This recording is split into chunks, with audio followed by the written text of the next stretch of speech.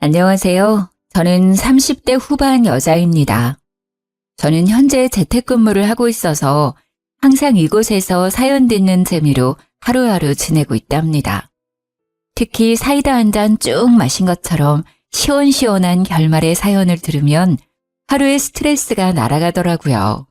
다양한 사연이 많지만 저의 지난 이야기처럼 믿기 힘든 것도 없을 것 같아서 용기를 내어 몇 년 전에 겪었던 이야기를 한번 털어놔 보려고 해요.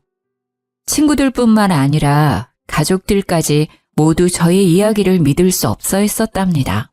뉴스에 나올 정도라고 제보하라고까지 했을 정도였죠. 이런 제 이야기를 한번 들어봐 주시겠어요? 지금도 가끔 자려고 눈을 감으면 생각나는 장면이 있어요. 바로 저의 원수 같은 두 사람이 제 앞에서 무릎을 꿇고 눈물을 줄줄 흘리고 있는 모습이죠. 제발 한 번만 봐주면 안 될까? 나도 정말 힘들었어. 몇 년 동안 네 그림자에 숨어 살아야만 했다고. 난 아무 잘못 없어. 다 이 여자 때문이라고 말했잖아.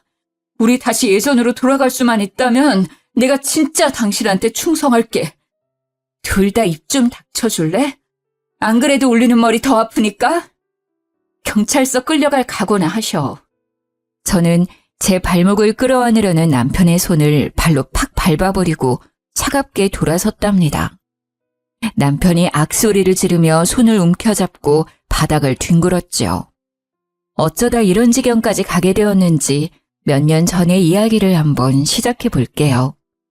저는 몇 년 전에 교통사고를 아주 크게 당해서 거의 6개월이 넘도록 병원에 입원해 있었어요. 사실 이것도 기억이 나지 않고 다 들은 이야기죠. 저는 내내 의식이 없는 채로 있었거든요. 그렇게 6개월을 거진 식물인간 상태로 지내다가 기적적으로 눈을 뜨게 되었답니다. 처음으로 눈을 떠서 주위를 둘러보던 때가 생각이 나네요. 마치 신생아처럼 모든 게 새롭고 이상하게 보이더라고요. 저를 돌봐주던 간병인이 있었는데 제가 움직이자 아주 놀라서 간호사를 부르러 달려가더라고요. 그렇게 정신없이 시간이 흘러갔고 제 친척 언니라는 사람이 저를 퇴원시키러 왔답니다. 물론 저에겐 낯선 사람이었어요. 왜냐하면 사고의 충격으로 저는 모든 기억을 잃어버리게 되었거든요. 무슨 드라마에서나 봤을 법한 일이 막상 저한테 닥치니까 정말 눈앞이 깜깜하더라고요.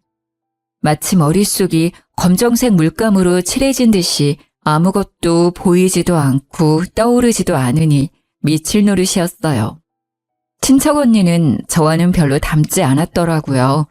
쫙 찢어진 눈에 머리를 거의 금발처럼 염색을 한 게 차림새도 엄청 화려했어요. 못 깨어날 줄 알았는데 결국은 정신을 차리긴 차렸네. 일단 너는 갈 데가 없으니까 우리 집으로 가자. 나랑 남편이랑 둘이 사는데 작은 방이 하나 남으니까 거기서 지내. 난 집이 없었어? 나이가 36인데 직장도 없고? 부모님은? 넌 천의 고아야. 너네 부모님이 너가 아주 어릴 때 돌아가셔서 넌 우리 집에서 빌부터 살았어. 작은 구멍가게 같은 회사 다니긴 했는데 사고 나기 전에 이미 관뒀고. 한마디로 너는 나이만 들고 돈도 없는 백수지. 그럼 지금까지 언니 집에서 얹혀 살았다는 거야? 언니 부모님이랑? 아니 그건 아니고. 너도 작은 원룸에서 혼자 월세로 살았는데 알다시피 너 6개월 동안 병원에 있었잖아. 그래서 내가 방 뺐지. 그 보증금은 네 병원비로 다 나갔어. 야, 내가 네 병원비도 보태줬다. 나중에 다 갚아. 알았어? 암튼 그만 물어보고 퇴원이나 하자. 언니는 제가 병원에 있는 동안 저를 돌보기가 많이 힘들었던 건지 아주 쌀쌀맞더라고요. 저는 제 처지가 너무 한심하고도 불쌍해서 더욱 주눅이 들었죠. 그렇게 언니가 사는 빌라로 함께 가게 되었답니다. 여러 개의 동이 있는 신축 빌라라서 아파트랑 비슷하더라고요. 근데 엘리베이터가 없어서 3층까지 걸어 올라가야 했어요. 저는 아직 몸이 성치 않아서 그런지 계단 하나하나 오르기가 너무 힘들더라고요. 언니가 빨리 오라고 다그쳐서 땀을 뻘뻘 흘리며 힘겹게 올라갔답니다. 집에 들어가니 형부가 어정쩡한 자세로 현관문 앞에 서 있더라고요. 물론 전에도 본 적이 있겠지만 기억을 잃었으니 전혀 모르는 사람이라 너무 어색했죠. 형부도 어색한지 저와는 멀리 떨어져 앉아서 아무 말도 하지 않았답니다. 저는 그렇게 친척 언니 집에서 얹혀 살기로 했어요. 기억을 잃은 것도 잃은 거지만 이렇게 계속 살 수는 없으니 얼른 몸을 회복해서 아르바이트라도 해서 얼른 이 집을 나가야겠다고 생각했죠. 형부는 중소기업에서 대리로 일을 한다고 하더라고요. 언니는 전업주부여서 매일 집에 있었어요. 저는 하루 종일 언니와 집에 있게 되었는데 제가 집에 간 다음 날 아침부터 일을 시키더라고요. 앞으로 네가 집안일 좀 해. 나는 밖에서 하는 게 있어서 가끔 나갈 일도 많고 너는 얹혀 사는 주제에 밥값은 해야지. 형부 아침은 꼭 한식으로 먹으니까 아침에 일어나서 밥 좀 하고 아직 몸이 성치 않으니까 밖에는 나가지 마. 장은 내가 다 받아줄 테니까. 그래 알았어. 집세도 안 내고 사는데 나도 도와야지. 걱정하지 마 언니. 넌 기억이 하나도 안 난다면서 언니 잘도 말한다. 웃겨 정말. 암튼 지금은 청소기 좀 돌려. 그리고 세탁기 꽉 찼으니까 빨래도 하고. 언니가 톡톡 쏘는 말을 할 때마다 상처를 받았지만 그래도 묵묵히 제 몫을 하려고 노력했어요. 뼈도 다 부서졌었다고 그러더니 조금만 팔을 움직여도 아직 통증이 있었지만 그래도 아침마다 언니와 형부가 먹을 밥을 꼬박꼬박 차려줬답니다. 저는 작은 방에서 지냈는데 매트리스도 없이 얇은 이불 2장만 깔고 자게 되었는데요. 바닥에 누웠다가 일어나기조차 너무 힘들었어요. 하지만 언니한테 침대를 사달라는 말은 당연히 할 수가 없었지요. 제 이름 석자만 알고 아무것도 아는 게 없으니 통장이 있는지 돈은 얼마나 갖고 있었는지도 전혀 몰랐고요. 지금 현재는 핸드폰도 없고 1,000원짜리 한 장도 없는 처지였답니다. 저는 아침에 밥을 차려놓고 형부가 나와서 먹기 전에 제 방으로 들어갔거든요. 어쩐지 형부와 마주치는 게 좀 불편하더라고요. 언니도 저와 형부가 같이 있으면 왠지 더 예민하게 구는 것 같았고요. 당연히 말도 안 되지만 혹시나 오해를 받을 수도 있으니 아예 마주치지도 않으려고 노력했어요. 형부가 저녁에 돌아오기 전에 저 혼자 대충 밥을 먹고 두 사람이 먹을 저녁을 식탁에 차려놓았고요.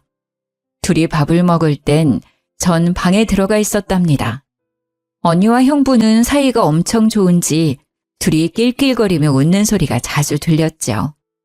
그렇게 시간은 흘러가고 전 마치 창살 없는 감옥에서 사는 것처럼 너무 답답했답니다. 너 바닥 닦을 때 그 밀대로 하지 말고 손걸레로 박박 닦아. 대충대충 하니까 바닥에 때가 덕지덕지 붙었잖아. 너 일 똑바로 안 해? 언니, 내가 아직 팔에 힘이 없어. 그리고 쪼그려 앉으면 무릎이 너무 아파. 그냥 밀대로 하면 안 될까? 내가 대신 2번 밀게. 6개월이나 누워있어 놓고 아프긴 뭐가 아파? 뼈도 예전에 다 붙었겠다. 엄살 떨기는. 잔말 말고 손걸레로 빡빡 문질러. 얼른! 그리고 내가 다시 한번 말하지만 너 절대 안방은 들어가지도 말고 청소도 하지 마. 알았어?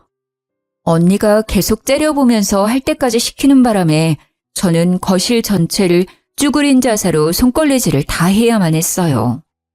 서러운 것보다 뼈마디가 찌릿찌릿 통증이 와서 정신이 아득해질 정도였죠.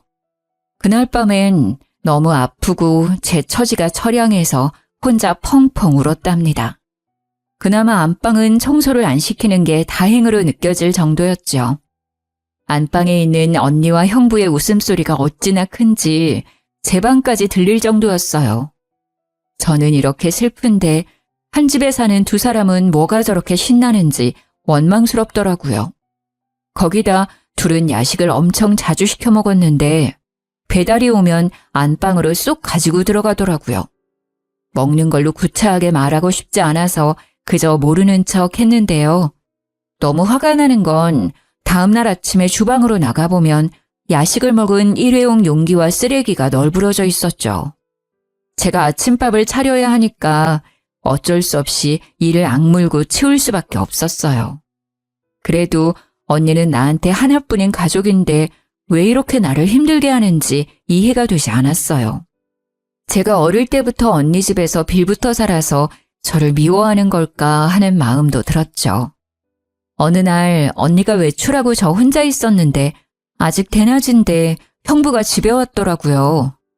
저는 너무 놀라서 방으로 들어가려 했는데 형부가 말을 거는 게 아니겠어요? 아유, 뭘 피하고 그래. 우리 다 가족이잖아. 편하게 해, 편하게, 처제. 아, 네. 제가 기억을 못해서 그런지 좀 어색해서 그래요. 제가 얹혀 사는 입장이라 죄송하기도 하고요. 죄송하긴. 처제 집이니까 편하게 지내면 돼. 그리고 나랑 너랑 얼마나 친한 사이였는데. 내가 이런 말까지 하긴 좀 그런데 처음 봤을 때 진짜 이뻤는데 말이야. 병원에서 앓고 나더니 확 늙어버렸네. 언니가 있을 땐 말 한마디도 없다가 갑자기 반말을 하면서 너라고까지 하니까 기분이 너무 나쁘더라고요.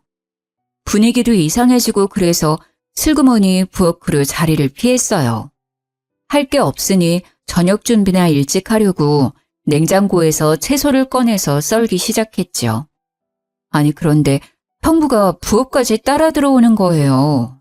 저는 모른 채 하고 요리만 계속하고 있었고 형부는 옆에서 저를 은근한 눈빛으로 바라보는데 진짜 짜증이 나더라고요. 진짜 신기한 게 기억 다 잃었다면서 어떻게 요리하는 건 다 기억해? 심지어 맛도 예전이랑 똑같아. 난 네가 해줬던 김치찌개 참 좋아했거든. 오늘 김치찌개 해줄래? 어느새 제 바로 옆까지 와서는 이런 말을 하는데 소름이 쫙 끼치는 거 있죠. 근데 갑자기 형부가 제 손을 덥석 잡는 게 아니겠어요? 저는 너무 놀라서 형부 손을 팍 쳐버렸어요. 지금 뭐 하는 거예요? 아까부터 이상한 말이나 하고 그 기분 나쁜 눈빛은 또 뭐예요? 언니한테 다 말해도 돼요? 저는 다 내동댕이 쳐버리고 방으로 들어와서 문을 잠가버렸어요. 밖에서는 한동안 아무 소리도 없다가 텔레비전 소리가 나더라고요. 저는 밖으로 나가기가 싫어서 그대로 잠을 자버렸어요. 시간이 얼마나 지났을까 갑자기 제 방문을 부서져라 쾅쾅 치는 거예요. 깜짝 놀라서 잠에서 깼는데 언니의 화난 목소리가 들렸어요. 야, 문 열어. 너 뭐 하는 거야? 지금이 몇 시인데 밥도 안 해놨어. 형부도 굶고 있었잖아. 당장 문 안 열어? 저는 얼른 방문을 빼꼼 열었는데 언니가 팍 젖히고 들어왔답니다. 너 지금 잔 거야? 이제 아주 간이 배 밖으로 나왔구만. 전기세 10원도 안 내고 얹혀 사는 주제에 새끼 밥하라는 게 그렇게 어렵냐? 나 지금 배고파 죽겠는데 어떻게 책임질 거야? 미안해. 내가 금방 차려줄게. 언니 샤워하는 동안 다 해놓을 테니까 얼른 먼저 씻어. 언니는 눈이 돌아갈 정도로 저를 노려보고는 씩씩대면서 화장실 문을 쾅 닫고 들어가 버렸어요. 저는 정신없이 저녁 준비를 했죠.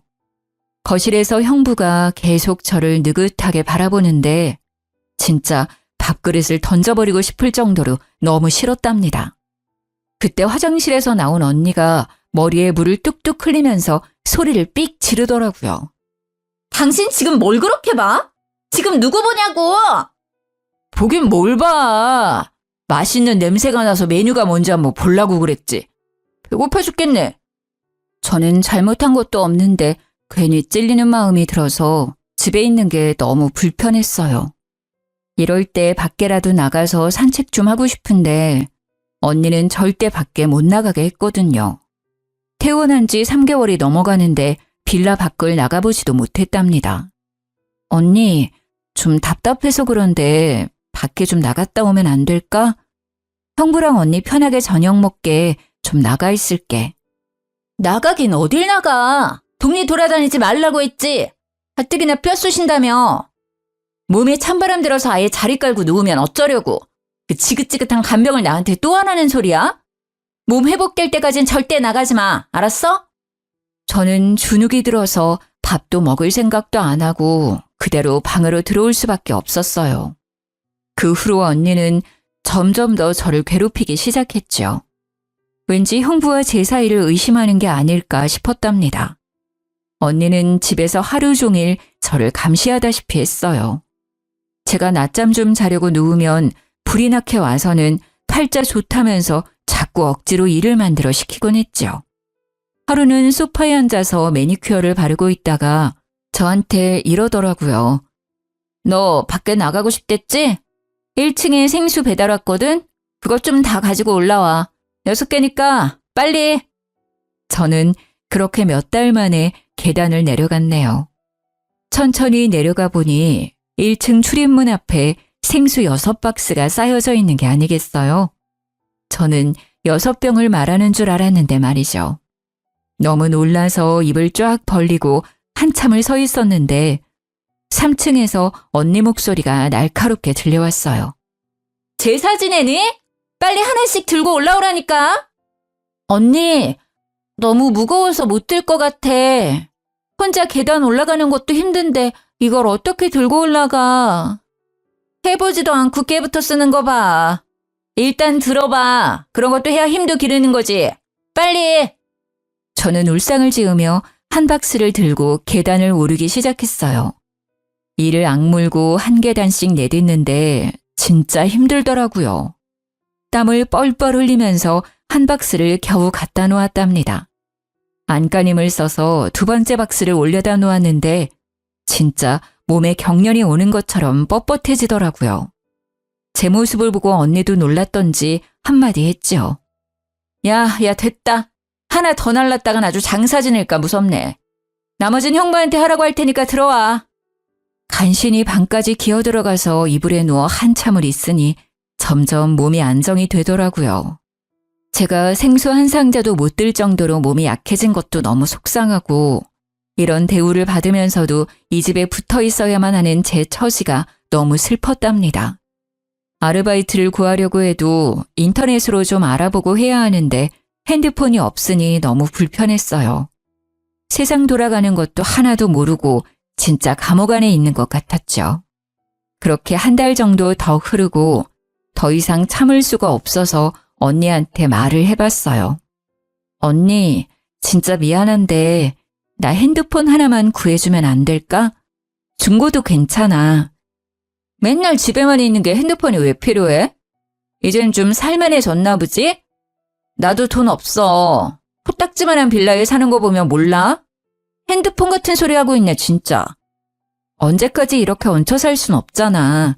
나도 일도 구하고 작은 방도 알아보고 하려면 핸드폰 하나는 있어야지. 부탁할게. 아이고, 생수박스도 못 드는 게 밖에서 잘도 일을 하겠다. 돈 버는 게 장난이야? 넌 가만히 있는 게 도와주는 거야. 그딴 생각하지 말고 얼른 밥이나 해. 하루는 밖에 날씨가 너무 좋아서 바람을 너무 쐬고 싶더라고요. 마침 주말이라 언니와 형부도 오랜만에 나가더라고요.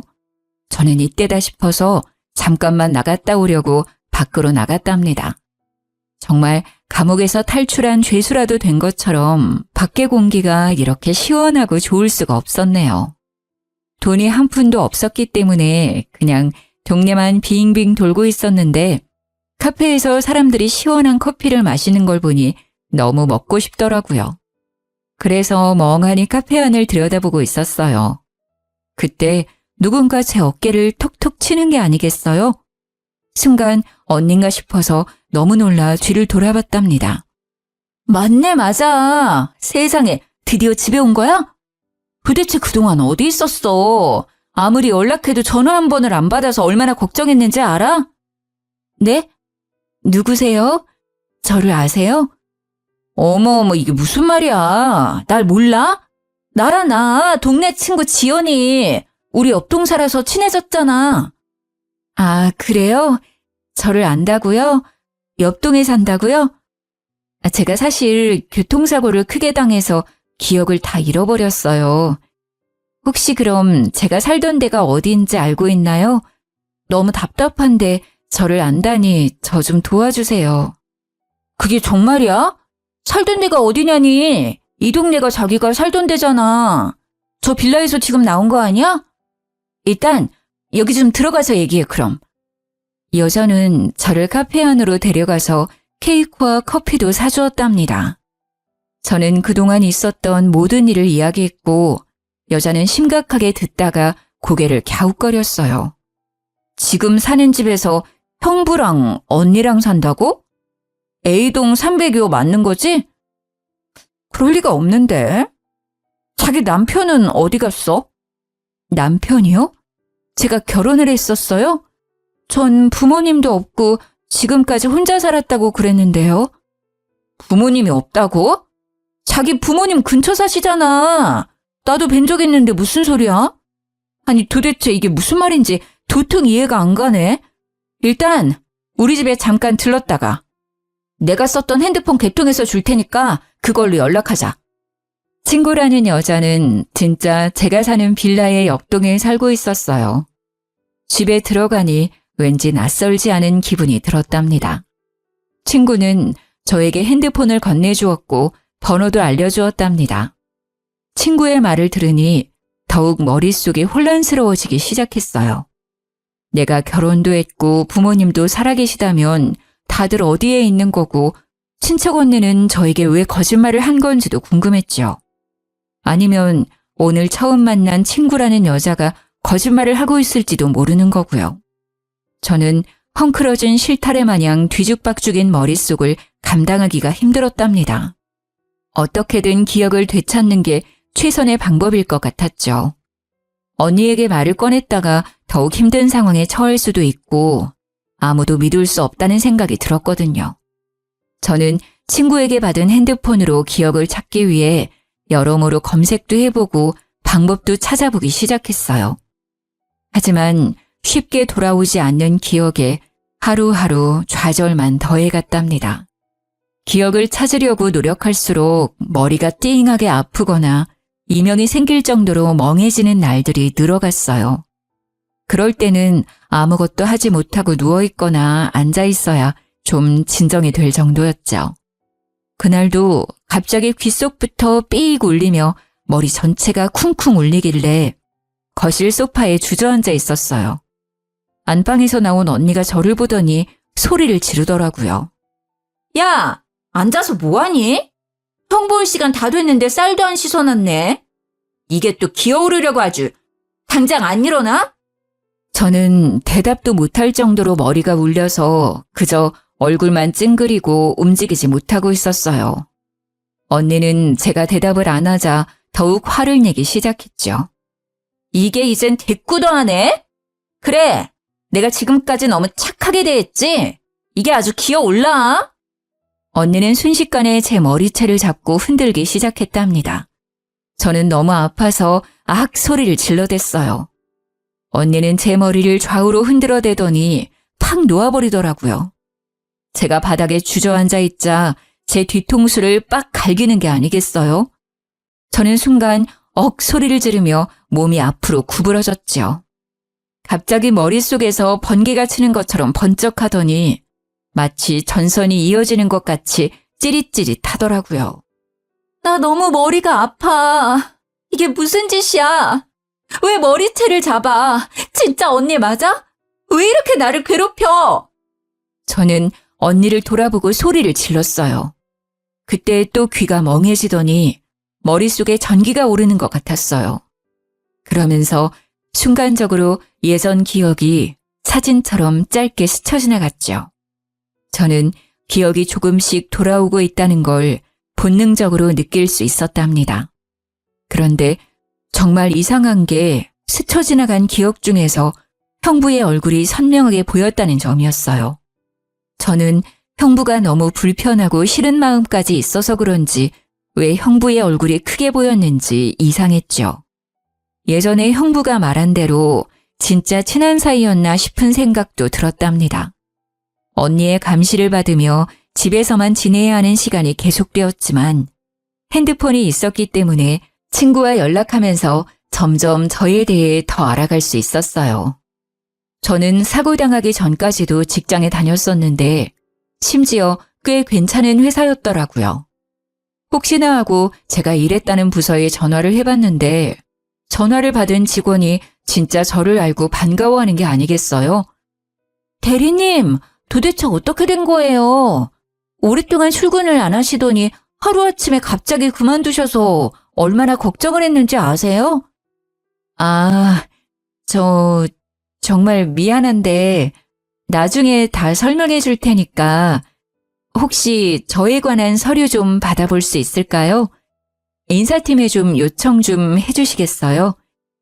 직원은 제 인사 기록을 메일로 보내주었고 저는 이제야 제 이름이 뭔지 무슨 삶을 살았었는지 조금은 확인할 수 있었어요.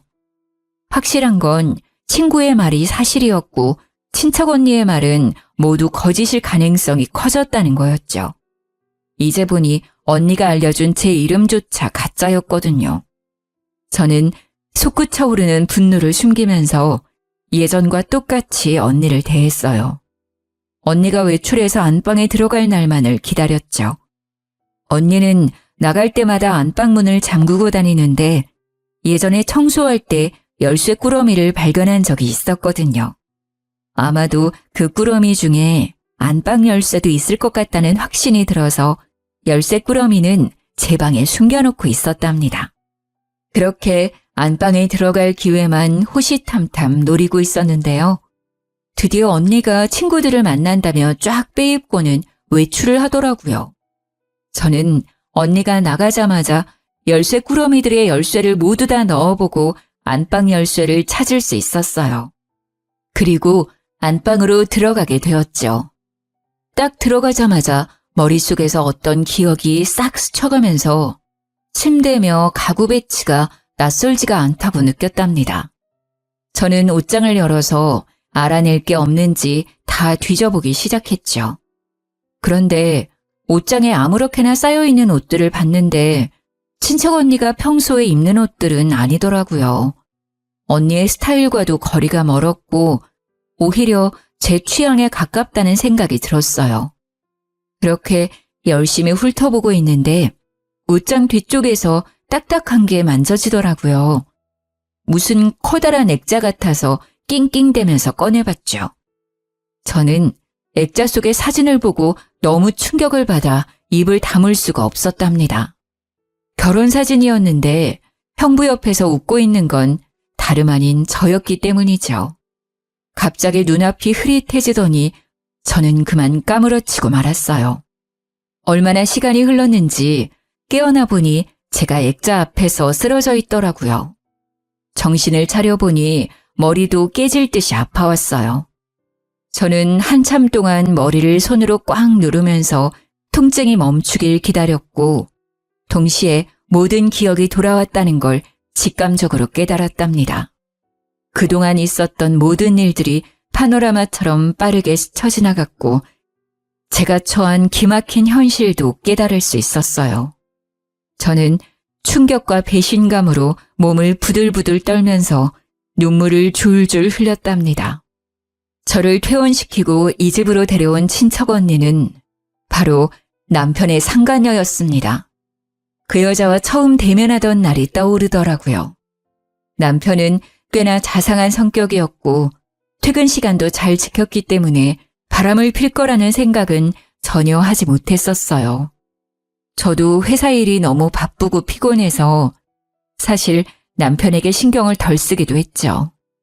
나이가 꽤 있는데도 아직 아이가 생기지 않은 것도 남편과 사이가 멀어지는 하나의 이유였을 거예요.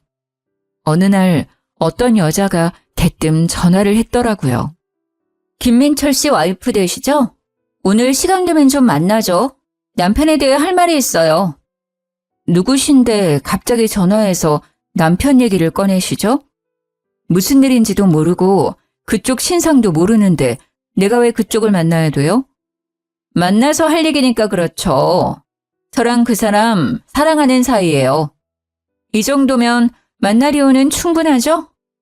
상간녀가 뭐 일이 당당한지 당황스럽고 남편이 그동안 저 몰래 다른 여자를 만났다는 게 믿기지가 않더라고요. 하지만 어차피 벌어진 일이고 증거라도 확실히 남겨야겠다 싶어서 그날 저녁에 카페에서 상간녀를 만났답니다. 민철 씨가 아직 내 얘기 안 했어요? 이혼 좀 해줘요. 민철 씨는 그쪽이랑 너무 헤어지고 싶어 해요. 참나. 그러니까 둘이 사랑하는 사이라는 거죠? 근데 왜 남편은 나한테 한마디도 안 꺼냈을까요? 그러니까 내가 이렇게 나선 거예요. 그쪽만 물러나면 되니까 이혼 좀 하라고요. 그건 우리 부부 사이의 일이니까 그쪽은 상관 말아요. 할지 안 할지는 내가 정하는 거니까 주제넘게 끼지 말고. 나는 자리를 박차고 나와 당장 집으로 가서 남편에게 녹음한 걸 들려주며 따져 물었죠. 그렇게 이혼을 바라면서 왜 숨겼어? 기다려. 내가 상간녀 소송 먼저 하고 이혼 소송도 바로 걸어줄 테니까. 여보, 제발 이혼만은 안 돼. 내가 정말 잘못했어. 한순간의 실수였어. 정말이야. 이젠 다시 안 만날게. 내가 헤어지자고 하니까 그 여자가 정신이 나가서 당신한테 말했나 봐. 내가 정리할게. 제발. 남편이 상간녀와 헤어지려고 하자 상간녀가 폭발해서 저한테 모든 걸 다 밝힌 모양이더라고요.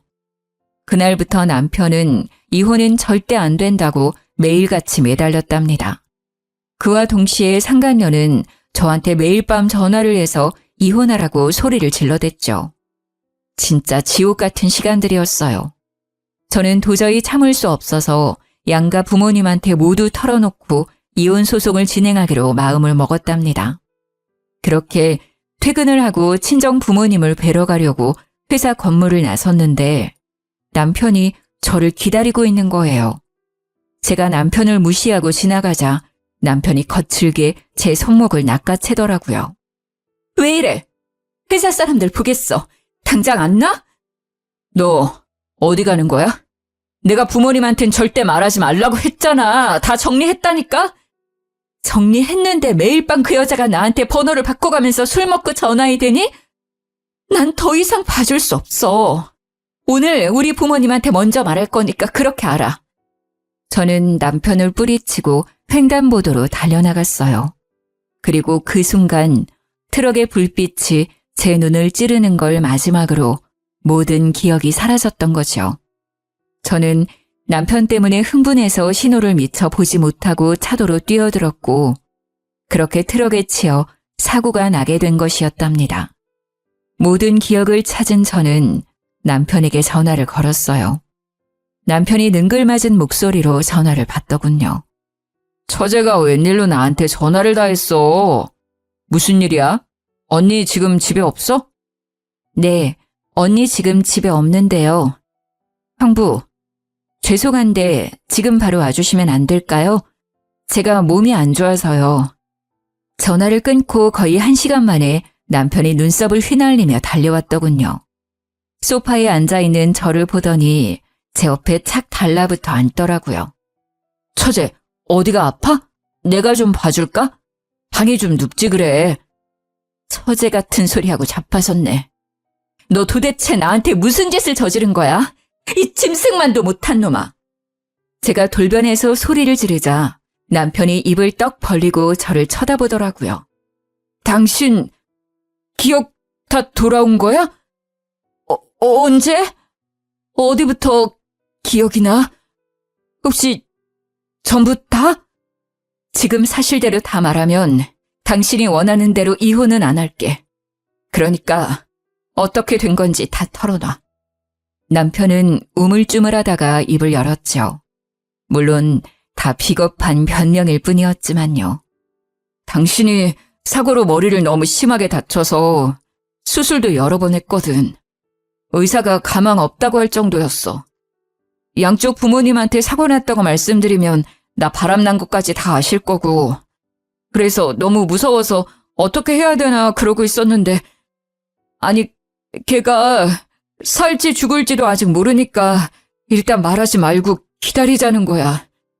그래서 가족들 감쪽같이 속이고 6개월이나 나를 병원에 숨겨놨다 이거야? 이 머저리야?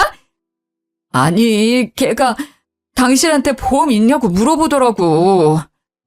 생명보험 있다니까 일단 더 기다렸다가 혹시나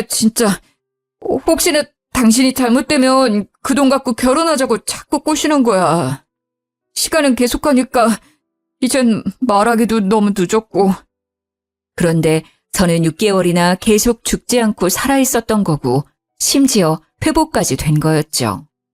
그동안 남편은 제 가족들에게 제가 여행을 갔다느니 너무 바쁘다느니 계속 핑계를 대며 집에 찾아오지 못하게 막기까지 했던 것이요. 심지어 제 회사에 찾아가서는 제가 아프다면서 대신 사직서까지 제출했다는 거예요. 하루가 멀다 하고 야근까지 해가면서 치열하게 지켰던 자리였는데 제 보호자의 위치에 있다는 걸 이용해서 제 커리어까지 망가뜨린 거죠. 저는 남편이 벌인 이 기막히고 파렴치한 일에 치가 떨렸어요. 당신, 나랑 이혼하기 싫다면서. 그럼 내가 깨어났으면 예전처럼 잘 지낼 수 있었잖아. 어차피 기억도 하나도 못하는데. 나도 정말 그러고 싶었지. 근데 걔가 당신이 아무것도 기억 못하는 거 알고는 일을 이렇게 버린 거야. 난 진짜 하늘에 맹세코 당신을 속이고 싶지 않았어. 근데 걔가 협조 안 하면 부모님이랑 회사에도 다 알린다고 협박을 하는 거야. 진짜 나 걔 때문에 인생 조졌어, 여보. 다 걔가 꾸민 일이야. 믿어줘, 제발. 너희 둘이 짜고 나를 집에 데려와서 그렇게 식모처럼 부려먹었는데 걔 혼자 꾸민 거라고? 손뼉도 마주쳐야 소리가 나는 법이야. 너는 하기 싫었다면서 밤마다 그년이랑 그렇게 신나게 웃어댔어? 제가 남편을 쏘아보며 따지고 있는데 현관문 여는 소리가 들렸어요. 상간녀가 살짝 술에 취해서 들어오더라고요. 상간녀는 저와 남편이 나란히 앉아있는 걸 보고는 눈이 돌아서 악을 써댔죠. 뭐야? 왜 둘이 붙어있어? 너 지금 형부한테 뭐 하는 짓이야? 오갈 데 없는 거 걷어주니까 은혜도 모르고. 내 집에서 먹여주고 잠도 재워준 건 나지. 이 분수도 모르는 게 어디서 나대. 남의 집에서 집주인 행세하니까 기분 좋지? 진짜 네 남편, 네 집이라도 된 것 같았어? 제가 상간녀 눈을 쏘아보며 차갑게 비웃어주자 상간녀의 눈이 속절없이 흔들리기 시작했어요. 그동안 이렇게 보잘것없는 여자가 진짜 친척 언니인 줄 알고 삼시세끼 밥을 해다 바치고 옷을 빨아서 다림질까지 해주면서 지냈었다니 어이가 없어서 웃음도 안 나오더라고요. 저는 심지어 오갈 데 없는 천혜고아인 저를 진짜 거둬준 줄 알고 고맙고도 미안한 마음을 느끼고 있었거든요. 저를 속였던 상간녀 못지않게 지금껏 속아온 제 자신에게도 용서 못할 정도로 화가 날 정도였답니다. 뭐야? 기억이 다 돌아온 거야? 그렇다고 해도 달라질 게 뭐 있어? 이 꼴을 당하고도 이혼을 안 하고 살겠다고? 과연 내 남편도 너랑 같은 생각일까? 어쩌니? 내가 보기엔 네가 세상에서 제일 불쌍한 것 같은데. 저는 일부러 이혼을 안 한다고 하면서 남편이 진실을 털어놓도록 만들었던 거였어요. 그래서 남편이 했던 말을 다 녹음했었고 상간녀에게 바로 들려줬죠. 남편의 말을 듣고 있던 상간녀의 얼굴이 벌개지면서 점점 울상으로 일그러지기 시작했어요. 다 내가 꾸민 일이라고? 야, 네가 보험금 탈 때까지 기다리자며. 내가 그동안 너 때문에 얼마나 고생을 했는데 네가 나한테 이럴 수 있어? 나한테 다 뒤집어 씌우겠다 이거야? 야, 다 너 때문이야. 내가 진작에 헤어지자고 했잖아. 네가 멀쩡한 가정을 파탄낸 거고 다 네가 저지른 거야. 내 인생 책임져. 상간녀가 분에 못 참아 남편의 뺨을 세게 때렸답니다. 그러자 남편이 눈이 돌아가면서 상간녀의 머리채를 휘어잡고 마구 흔들기 시작하더라고요. 저는 둘이 보기 흉하게 육탄전을 벌이는 모습을 소파에 앉아 물끄러미 바라보았답니다. 얼마 지나지 않아 힘이 빠졌는지 둘이 씩씩대며 서로 노려보고 있더라고요. 저는 조용히 두 사람 앞으로 다가갔죠. 그리고는 남편과 상간녀의 뺨을 번갈아가며 세게 내리쳤어요. 제가 몸이 약해져서 그런지 마음먹은 것처럼 때리지를 못하니 너무 속상하더라고요. 때릴 사람은 난데 왜 니네 둘이 치고받고 난리야. 서로 그만 탓하고 너희 둘이 사이좋게 같이 콩밥 먹으러 들어갈 거니까 각오나 하고 있어. 그때 남편이 무릎을 꿇고는 종아리를 잡고 늘어졌어요. 상간녀도 그 옆에 털썩 주저앉더라고요. 여보, 제발 한 번만 용서해줘. 앞으로 허튼 짓 안 하고 당신 말만 듣고 살게. 제발 한 번만 믿어줘. 아니, 솔직히 우리가 무슨 잘못을 했어? 사고로 다친 사람 옆에서 간병해주고 병원비 내주고 집까지 데려와서 돌봐준 건데? 뭘로 콩밥을 먹일 건데? 법이나 알고 그딴 소리 하는 거야? 따지고 보니 그러네. 내가 남편이고 보호자인데 내가 사고 난 배우자 돌봐준 걸로 감옥을 갈 순 없잖아. 그러는 너는 법을 잘 아나 봐. 그니까 누구 말이 맞을지 두고 보자고. 경찰 오면 얘기하라고. 뭐? 경찰? 내가 왜? 내가 왜 경찰서에 가야 돼? 상간녀가 저를 위협하듯이 확 다가와서 때릴 것 같은 포즈를 취하는 게 아니겠어요? 자기의 잘못을 전혀 반성하지 않는 모습에 기가 막히더라고요. 그때 마침 제 연락을 받고 오신 친정 부모님이 현관문을 박차고 들어오셨답니다. 이 짐승만도 못한 놈아. 네가 감히 우리를 속이고 내 딸을 못 보게 숨겼다 이거야? 바람까지 핀 주제에? 너 이놈, 오늘 네 제삿날이다. 친정아버지는 남편을 마구잡이로 때리기 시작했어요. 남편은 몸을 수그린 채 맞기만 하고 있었답니다. 친정어머니는 그 사이에 상간녀의 머리채를 잡고 마구 쥐어뜯기 시작하셨죠. 상간녀의 비명소리가 어찌나 큰지 빌라 전체에 울려 퍼질 정도였어요. 그 소란이 벌어지는 사이 미리 연락해두었던 경찰도 집으로 들어왔답니다. 두 사람은 나란히 수갑이 채워진 채로 현장에서 체포되었어요. 밤에 소란스러운 소리와 경찰까지 출동하자 빌라 앞은 구경하는 사람들로 가득했죠. 저는 부끄러운 건 아는지 얼굴을 애써 가리며 경찰차에 오르는 두 사람을 창가로 바라보았답니다. 그날 이후로 남편과는 다시는 만나지 않았어요. 두 사람은 죄질이 워낙 나빴기 때문에 다양한 죄목을 적용받아서 재판을 앞두고 있는 형편이 되었죠. 변호사 말로는 감옥에 갈 확률이 높다고 하더라고요. 제가 건 이혼 소송과 상간녀 소송은 그 두 사람에겐 제일 약한 재판이었을 거예요. 저는 위자료로 공동명의였던 빌라를 받을 수 있었답니다. 상간녀에게 위자료를 받아낸 것은 당연한 거였고요. 저는 그 집에서 당했던 일은 생각도 하기 싫었기에 바로 빌라를 팔아버렸어요. 그리고 지금은 친정 부모님과 함께 지내고 있답니다. 아직 사고 후유증으로 몸이 약해진 상태라서 간단한 재택근무를 하면서 지내고 있죠. 부모님의 보살핌을 받으며 음식도 잘 챙겨 먹다 보니 확실히 점점 몸이 나아지는 기분이 든답니다. 점점 원래의 제 삶과 일상으로 돌아오고 있죠. 하지만 지금도 가끔 밤에 악몽을 꾸기도 해요. 아직도 그 빌라의 작은 방에서 노예처럼 지내면서 혼자 울며 잠들었던 날들이 떠올라 가슴이 철렁하기도 하고요. 저한테 어떻게 그런 일이 벌어졌는지 기가 막힐 뿐이죠. 그것도 평생을 약속했던 남편이란 사람한테 그런 일을 당하다니. 그를 사랑하고 선택했던 제 삶이 쓸모없이 느껴지는 날도 많았답니다. 하지만 이제는 다 털어내고 다시 앞으로 나아가야겠죠. 지금 이 사연을 들으시는 분들도 힘든 일이 분명히 있으실 거예요. 하지만 우리 다시 힘을 내서 이겨내보아요. 지금까지 제 사연을 들어주셔서 감사합니다. 행복하세요.